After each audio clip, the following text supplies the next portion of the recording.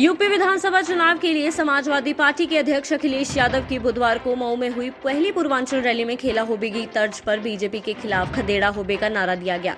Suhel Dev Samajwadi party से गठबंधन के बाद उसी के साथ पार्टी के साथ ये पहली रैली थी। रैली में अखिलेश यादव ने किसानों मजदूरों के बीच महंगाई, बेरोजगारी, कोरोना से मौतें और प्रवासी मजदूरों की बहाली का मुद्दों को उठाया। रैली को संबोधित करते हुए अखिलेश यादव ने कहा, जिस दरवाजे से भारतीय जनता पार्टी सत्ता में आई है वह दरवाजा ओम प्रकाश राजभर जी ने बंद कर दिया है और हम लोगों ने मिलकर उस पर चटकनी लगा दी है। बताओ अब बीजेपी का क्या होगा। पिछड़ों, गरीबों, किसानों, मजदूरों की रैली में अखिलेश उनकी तुकती रगों को छूने की कोशिश करते रहे। कोरोना की पहली लहर के दौरान यूपी में प्रवासी मजदूर सबसे ज्यादा पूर्वांचल में ही आए थे।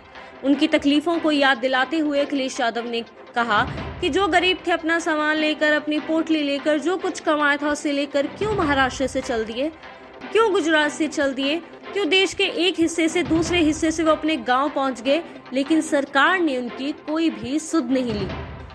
उन्होंने कहा कि बीजेपी ने चप्पल पहनने वालों को जहाज में चलाने का वादा किया था, लेकिन पेट्रोल इतना महंगा हो गया है, जहाज तो क्या उनकी बाइक तक खड़ी हो गई है।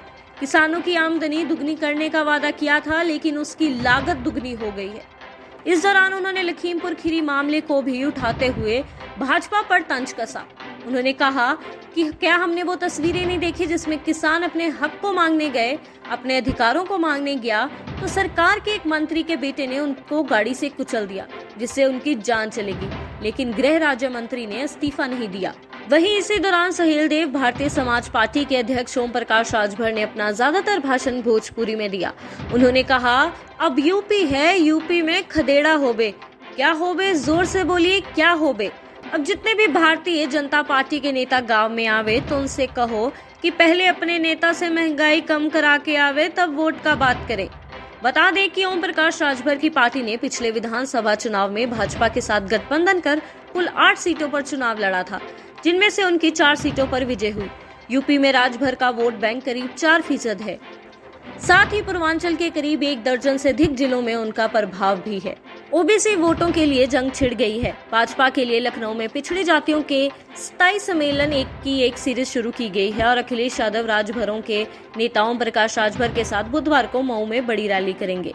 साथ ही कल्याण सिंह के नाम पर बुलंदशहर मेडिकल कॉलेज का नाम, लखनऊ में कैंसर अस्पताल का नाम रखा जाएगा।